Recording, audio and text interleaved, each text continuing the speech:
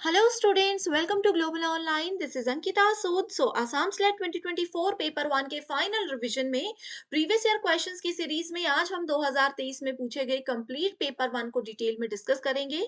कुछ questions already part one में discuss कर लिए गए हैं। सो इस वीडियो में हम रिमेनिंग सभी क्वेश्चंस को कवर करने वाले हैं एंड हर एक क्वेश्चंस के साथ आपको कुछ ट्रिक्स और एक्सप्लेनेशन भी बताऊंगी ताकि अपकमिंग एग्जामिनेशन में आप लोगों को हेल्प हो जाए।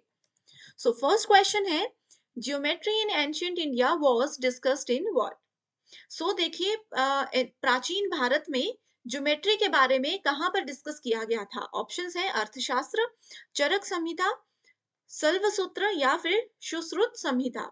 सो ये बहुत इंपॉर्टेंट क्वेश्चन है एंड इसका जो आंसर है वो रहेगा सल्वसूत्रा। जब भी हम ज्योमेट्री के बारे में बात करते हैं तो आपको समझ आना चाहिए कि सल्वसूत्रा में ही इसके बारे में सब कुछ लिखा गया है। एंड ये कौन से पीरियड की बात है? ये आपके वैदिक पीरियड की ही बात है। ओके। इसके अलावा अर्थशास्त्र के बारे में जब भी हम बात करते हैं तो आपके दिमाग में क्या आना चाहिए कि कौटिल्य जो है वो ऑथर थे अर्थशास्त्र के। तो अर्थशास्त्र से कभी भी क्वेश्चन आता है तो सिर्फ यही आता है।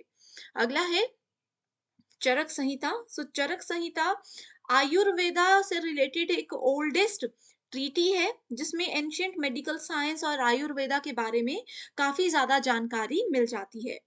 एंड फोर्थ ऑप्शन है सुश्रुत संहिता। सो ये क्या होता है? सुश्रुत संहिता चरक संहिता जो है ये कहीं ना कहीं एक दूसरे से जुड़े हुए होते हैं। सुश्रुत संहिता मेडिकल ट्रीटी का एक बहुत जाना माना नाम है जिसको कि हम फादर ऑफ सर्जरी भी कह सकते हैं। ओके। सुश्रुत को फादर ऑफ सर्जरी कहा जाता था एंड उसी के नाम पर ये बना हुआ है। अगला क्वेश्चन है, there are major types of हेत्वाभ्यास, the correct number in the blanks is what? So देखिए, इसमें कहा है कि हेत्वाभ्यास के कितने टाइप्स होते हैं, सिर्फ इतना सा सवाल ये पूछा गया है। सो हेत्वाभ्यास के टोटल होते हैं 5 प्रकार। एग्जाम में इन 5 प्रकार के नाम भी जरूर पूछे जा सकते हैं तो नोट जरूर कर लीजिएगा। ठीक है। सो सबसे पहला हेत्वाभ्यास होता है असिद्ध। असिद्ध, ठीक है, हिंदी इंग्लिश सेम रहेगा। असिद्ध, अनप्रूव्ड, जिस चीज को सिद्ध ना किया गया हो, प्रूव ना किया गया हो। दूसरा होता है दूसरा होता है सव्य विकारा। सव्य विकारा, irregular middle, fallacy of irregular middle इसको बोलते हैं। तीसरा आ जाता है हमारे पास सत प्रतिपक्ष। एच नहीं होगा, सत प्रतिपक्ष होगा। ठीक है। इसके बाद चौथा आ जाता है बाधिता एंड फिफ्थ आ जाता है विरुद्ध, जो कि बहुत इंपॉर्टेंट है। विरुद्ध को हिंदी में बोला जाता है इसको इंग्लिश में कहा जाता है जनरल टर्म में कॉन्ट्राडिक्टरी मिडल। ठीक है। विरुद्ध, किसी के विरुद्ध, किसी के अगेंस्ट अगर हम बोलते हैं तो उसको विरुद्ध कहा जाता है। तो ये हेत्वाभ्यास के 5 प्रकार हैं। अगले क्वेश्चन पर जाने से पहले आपको बता दूं कि एग्जाम में देखिए कम टाइम है एंड इसको क्वालिफाई करने के लिए पेपर वन बहुत इंपॉर्टेंट रोल प्ले करता है। इसके लिए कंप्लीट कोर्स हम लेकर आए हैं जहां पर डेली लाइव लेक्चर्स के साथ आपका पूरा सिलेबस एग्जाम से पहले कवर करवाने की श्योरिटी देते हैं। 100 में से इजीली 80+ स्कोर करने में भी आपको मदद करेगा। यहाँ पर स्टूडेंट्स लाइव लेक्चर में आपके कॉन्सेप्ट्स के साथ साथ एमसीक्यूज और प्रीवियस ईयर क्वेश्चंस भी प्रैक्टिस करवाए जाएंगे। मॉक टेस्ट है एंड 2000+ एमसीक्यू क्वेश्चन बैंक है जहां पर सभी स्टेट्स के सेट एग्जाम के आपको क्वेश्चंस मिल जाएंगे, मोस्ट रिपीटेड और एक्सपेक्टेड क्वेश्चंस मिल जाएंगे, वो भी आंसर्स और एक्सप्लेनेशन के साथ। अब लाइव क्लासेस को कैसे ज्वाइन करना है उसके लिए सिर्फ ग्लोबल ऑनलाइन ऐप डाउनलोड कीजिए। स्टोर सेक्शन पर सर्च बार में आपको कोर्स का नाम लिखना है। इसके ओवरव्यू को देखने के बाद आप लाइव क्लासेस पे क्लिक कर सकते हो। रात को रोज 9 बजे हमारी क्लासेस को ज्वाइन कर सकते हो। Already recorded videos mock test के लिए कंटेंट पर जाइए, यहाँ पर आपके सामने ऑलरेडी रिकॉर्डेड सेशंस अवेलेबल हैं। एमसीक्यूज है, मॉक टेस्ट है एंड यूनिट वाइज फोल्डर्स बनाए गए हैं जहां पर आपको एमसीक्यूज या थियोरी जो भी पढ़ना है वो आपको मिल जाएगा। न्यू बैच हमारा इस वीक स्टार्ट हो रहा है तो आप जल्दी से इसको ज्वाइन कर लीजिएगा। कोई भी जानकारी चाहिए तो गिवन नंबर्स पर भी कांटेक्ट करके हमसे डायरेक्टली आप बात कर सकते हो। अगला क्वेश्चन है, राइट टू एजुकेशन एक्ट यानी कि शिक्षा का अधिकार अधिनियम जो कि 2009 में बनाया गया था। ठीक है। It covers children of age group what? So कौन से एज ग्रुप के बच्चों को इस अधिनियम के अंदर कवर किया जाता है? सो ऑप्शन है 3 से 18 साल, 5 से 18 साल के बच्चे, 5 से 14 साल के बच्चे या फिर 6 से 14 साल के बच्चे। सो करेक्ट आंसर है 6 से 14 साल के बच्चों को राइट टू एजुकेशन एक्ट 2009 के अंडर कवर किया गया है। तो इसमें समझने का कुछ नहीं है, बस याद रख लीजिए, ठीक है। द विहारा of Vikramshila was established by whom? ठीक है, विक्रमशिला यूनिवर्सिटी एंशियंट यूनिवर्सिटी एक बहुत ही ज्यादा फेमस थी। इसमें जो विहार की बात की गई थी ये किसके द्वारा स्थापित किया गया था? सम्राट धर्मपाल, गौतमी पुत्र, शातकर्णी, सम्राट अशोक, वासुदेव कर्ण कर्ण ठीक है। सो यहाँ पर करेक्ट आंसर है आपके पास सम्राट धर्मपाल। तो ये एज इट इज हमने चीजें पढ़ी हैं अपने थियरी सेशंस में भी। इसके अलावा स्टूडेंट्स विक्रमशिला यूनिवर्सिटी कब बनी थी, कहाँ बनी थी, इसकी लोकेशन पहले थी, अब क्या है, क्या सेम लोकेशन पे अभी भी है, अब ये यूनिवर्सिटी है या नहीं है, तो ऐसे सब सवाल एग्जाम में आते हैं। विक्रमशिला, तक्षशिला, नालंदा, वल्लभी यूनिवर्सिटी, ये बहुत सी एंशियंट इंडियन फेमस यूनिवर्सिटी हैं जो कि एग्जाम में आती ही है। ऐप में आप लोगों को मिल जाएंगी इसकी ऑलरेडी वीडियोस, देख सकते हो। The treatise Brihajjatakam was written by whom? So it was written by Varahamihira. Varahamihira के द्वारा ये लिखा गया था। अगला क्वेश्चन रिसर्च से रिलेटेड है, जहां पर एक तरफ उसके टाइप्स और दूसरी तरफ कैरेक्टरिस्टिक्स दी गई हैं। ओके, सो रिसर्च में फंडामेंटल बेसिक रिसर्च होता है, अप्लाइड रिसर्च, एक्शन रिसर्च और इवैल्यूएटिव रिसर्च। सो देखते हैं options. Finding out the extent of perceived impact on an intervention, developing an explanation through theory building. So देखो सेकंड जो ऑप्शन है ये हमें आंसर ढूंढने में बहुत ज्यादा मदद कर सकता है। कैसे कैसे कर सकता है, देखिए second option, developing an explanation through theory building. हम लोगों ने क्या किया, थ्योरी पहले बिल्ड कर ली, यानी कि नॉलेज गेन कर लिया, उसके बाद उसकी एक्सप्लेनेशन को हमने क्या करना है और वहां पे ज्यादा डेवलप करना है।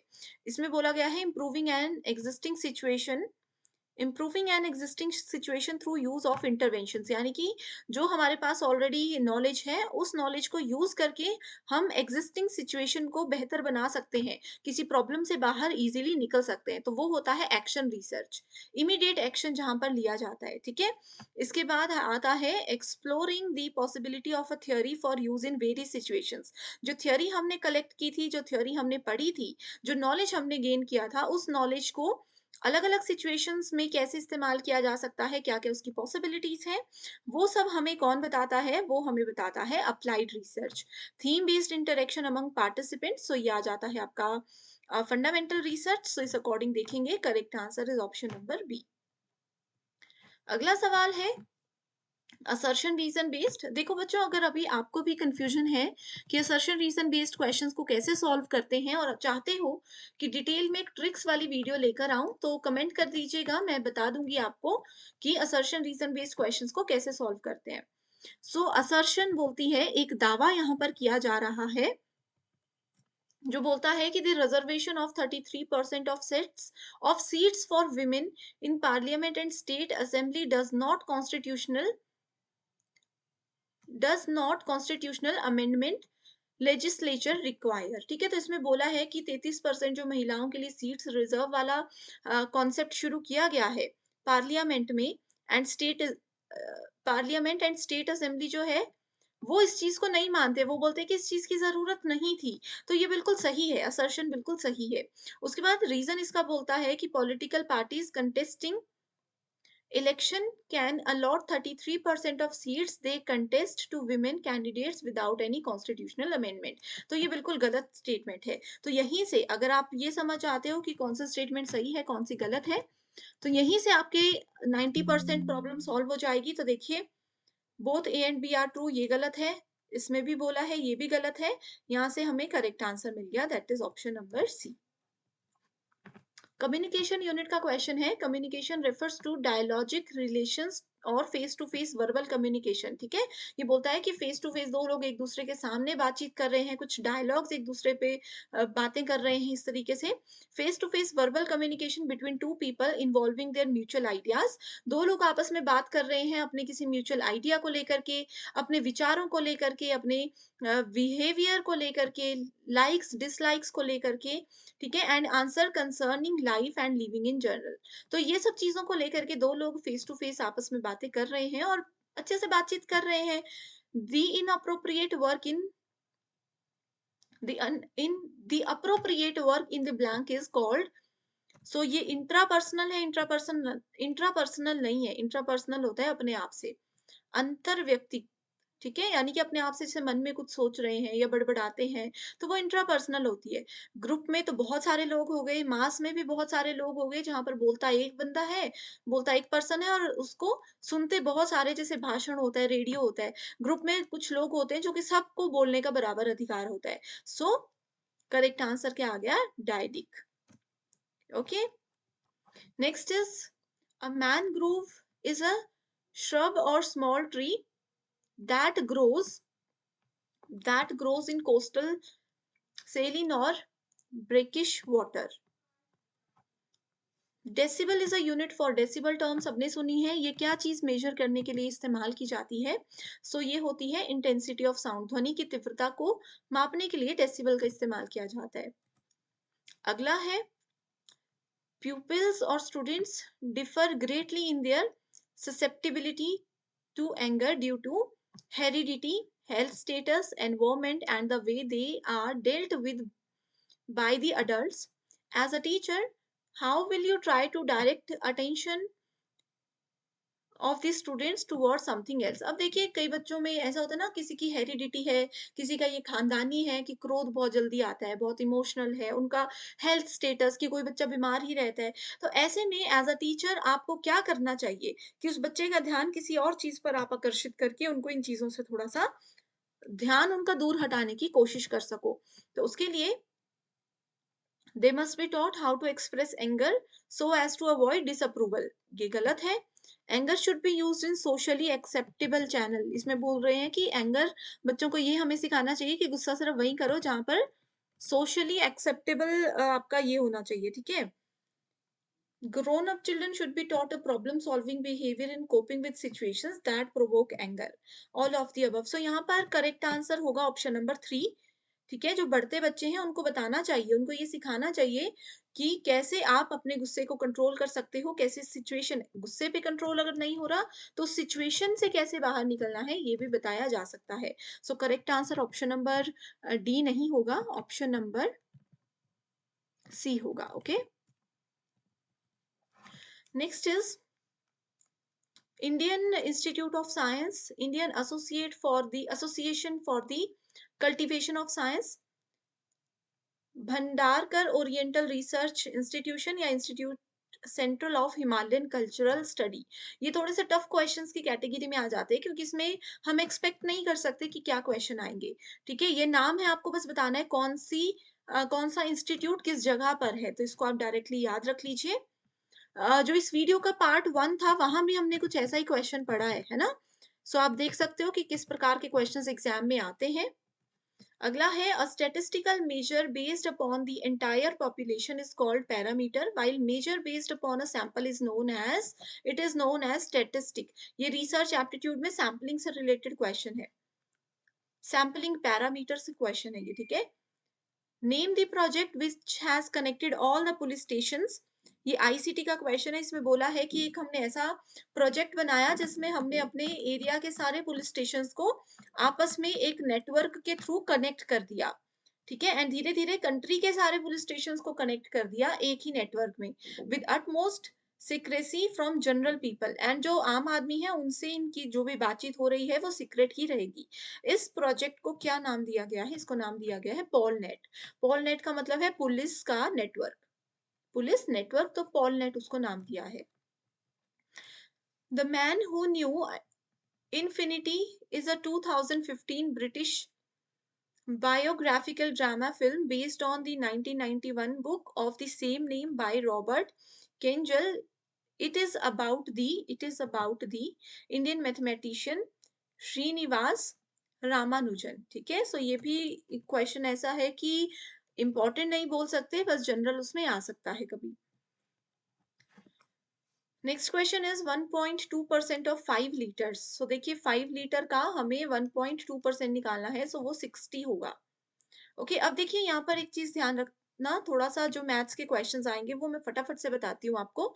एंड अगर इन्हीं मैथ्स के क्वेश्चंस पर बहुत डिटेल वीडियो चाहिए, ठीक है, कि डिटेल में सॉल्यूशन हम दें, तो वो आपको मिल जाएगा ग्लोबल ऑनलाइन ऐप में मैथमेटिक्स वाले सेक्शन में। ओके, सो इस क्वेश्चन में बोला है a बाय b है 8/15, b बाय c है 5/8, then we have c by d 4/5, तो हमें ढूंढना है a बाय d। ठीक है, a बाय d हमें ढूंढना है, तो बहुत इजी है। a बाय d का करेक्ट आंसर है 4/15। इस तरीके से आप देख सकते हो। A man sold 2 items eight 5,000। एक आदमी ने 2 चीजें 5,000 में बेची। एक सॉरी 50,000 हो गया। 5,000 में एक पर्सन ने 2 चीजें बेची, आइटम ए भी 5,000 में, आइटम बी भी 5,000 में। एक में उसको 20% का फायदा हुआ और एक में उनको 20% का नुकसान हुआ। तो बताइए कि कितने परसेंट का नुकसान हुआ, कितने परसेंट का प्रॉफिट हुआ। ठीक है, मतलब ज्यादा क्या हुआ, प्रॉफिट हुआ ज्यादा या नुकसान हुआ ज्यादा। अब ऐसे क्वेश्चंस में देखिए क्या होता है, अगर सेम लॉस सेम प्रॉफिट बताया गया हो किसी सेम वैल्यू पर, तो आप उसको डायरेक्टली लिख सकते हो। आपने क्या करना है, 20 × 20 डिवाइडेड बाय 100, 4% इसका डायरेक्ट आप निकाल सकते हो। इसके लिए लॉन्ग मेथड भी है, जहां पर देखिए ये है फॉर्मूला जो कि आपको इस्तेमाल करना है। ठीक है, इसका स्क्रीनशॉट ले लीजिए और इसको आप पढ़ सकते हो, कुछ भी नहीं है। देखिए 5,000 पे 20% प्रॉफिट में बोला है, ये 20% लॉस अगर 5,000 का होगा तो ये वैल्यूज आ गई। कॉस्ट प्राइस निकाला है, सेलिंग प्राइस निकाला है दोनों आइटम्स का। ठीक है, ओवरऑल लॉस कितना हुआ वो निकाला है, तो 4% का हो गया। Following incomplete sequence. ओके, सो यहाँ पर देखिए एक इनकम्प्लीट सीक्वेंस दिया है, ये 4, 16, 36 एंड 64। अगला नंबर जो क्वेश्चन मार्क बना होता है वो नंबर हमें ढूंढना है। सो नंबर होगा 100। कैसे, हमें क्या करना है, इनके बीच में जो भी वैल्यूज गिवन होती है इनके बीच में कॉमन रिलेशनशिप ढूंढना है। सो उसके लिए आप ये देख सकते हो, 4 को देखेंगे 2 का स्क्वायर, 16 इज 4 का स्क्वायर, 6 का स्क्वायर, 8 का स्क्वायर, 10 का स्क्वायर, 12 का स्क्वायर। इस तरीके से करते चलोगे तो वैल्यूज आपकी आती जाएंगी। तो 64 की अगली वैल्यू पूछी थी, that is 100। The simple interest on 6,000 for the period of 4th February 2022 से लेकर के 17th April 2022 तक 12.5 पर एनम का इंटरेस्ट था। ठीक है, तो इसमें हमें सिंपल इंटरेस्ट ढूंढना है, दैट इज 150 रुपीज। आगे बढ़ने से पहले स्टूडेंट्स आपको बता दूं कि पेपर 2 भी बहुत इंपॉर्टेंट है, आपका सब्जेक्ट रिलेटेड पेपर है। एग्जामिनेशन के साथ साथ इंटरव्यू को भी इजीली क्वालिफाई करना चाहते हो तो उसके लिए स्टडी मटेरियल हम लेकर आए हैं, जहां पर आपको नोट्स एंड एमसीक्यूज मिलेंगे, where you will get previous year questions, repeated and expected questions from all state set examination. जो भी सब्जेक्ट्स हैं वो आपके सामने अवेलेबल हैं। इसके लिए सिर्फ आपको एक ही बार फीस देनी है, 1280 रुपए। यकीन मानिए जब तक इंटरव्यू क्वालिफाई करके नौकरी नहीं लग जाती, सिर्फ एक ही बार फीस देकर आप स्टडी मटेरियल का बेनिफिट उठा सकते हो, जो कि आपको पीडीएफ के फॉर्मेट में मिलेगा। गिवन नंबर्स पर कांटेक्ट करके इसकी जानकारी भी ले लीजिए। अगला सवाल है, एक टेबल आपके पास दिया गया है जिसमें कि क्लास 5th से लेकर के क्लास 10th तक के नंबर ऑफ बॉयज और गर्ल्स दिए हैं जो कि पास हो चुके हैं। ठीक है, अब सवाल है पहला, in which class is the difference between results of boys and girls are maximum. ठीक है, सो मैक्सिमम कैसे निकालना है, यहाँ पर देखिए डिफरेंस है 20, यहाँ पर है 10, यहाँ पर है आपके पास 20, हियर वी हैव 30, 10 का डिफरेंस है, यहाँ पर भी 10 का डिफरेंस है। तो मैक्सिमम किस में है, क्लास 8th में है। सो आप आंसर देख सकते हो क्लास 8। अगला सवाल है, in which class is the result of boys less than average result of girls. इसमें आपको क्या करना है, बॉयज का सारा जोड़ना है, गर्ल्स का सारा जोड़ना है, फिर देखना है कि किसका किस में ज्यादा वैल्यूज आ रही हैं, तो वो आंसर होगा आपका 7th क्लास में। ठीक है, अगला है, in which pair of classes are the results of girls and boys in inverse ratio. So इसका आंसर होगा ये इनवर्स रेशो, मतलब मान लीजिए गर्ल्स एंड बॉयज बोला है तो गर्ल्स में आपका ये क्लास है और बॉयज में ये क्लास है, ठीक है। इस टेबल को बना लीजिए। इनवर्स में आपको ये देखना है, जैसे मान लीजिए कि इस वाले सेक्शन में रेशो क्या निकल रहा है, बॉय ज्यादा है, 8/6 का रेशो है, ठीक है। तो ऐसे आप लोगों को क्या करना है, चीजें वैल्यूज इसकी निकालनी है। जैसे कि मैंने बताया है, इन्हीं मैथ्स के क्वेश्चंस पर डिटेल्ड वीडियो ऑलरेडी अवेलेबल है, उसको फॉलो कर लीजिएगा। अगला सवाल है आपका, देखिए अगले जो क्वेश्चंस हैं वो आपके इस पैराग्राफ के बेस पर रहेंगे। इस वीडियो को पॉज कर लीजिए, स्क्रीनशॉट ले लीजिए इसका और फिर अगले क्वेश्चन पर जाइए। मैं डायरेक्टली आपको आंसर्स बताती हूँ, कोशिश कीजिएगा कि पैराग्राफ को खुद से सॉल्व करें।